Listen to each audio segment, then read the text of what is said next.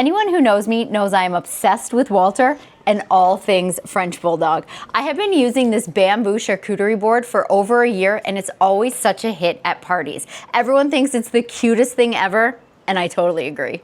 The company has actually come out with a new one, and I'm gonna be checking it out for the very first time. So let's see, we've got a couple bits in here, which we'll check out in a second, but look at the difference of the boards. These are so cute. So right away, this is what my eye goes to. I love that you have this little hook right here. So if you want, I mean, this is definitely something that I would display in my kitchen, just kind of hanging up like this. I do absolutely love that.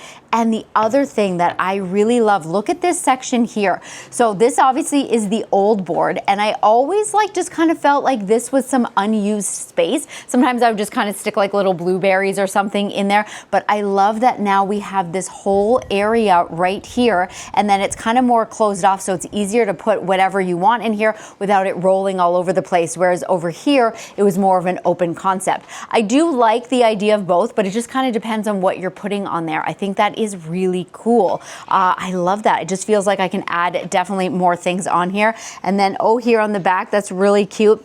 This is the back of this one. They don't have anything on here. So I do like that they've got their little logo right there, and the little Frenchie wearing his bow tie, I think is absolutely adorable. So this, of course, looks absolutely amazing, but it looks even better with food on it.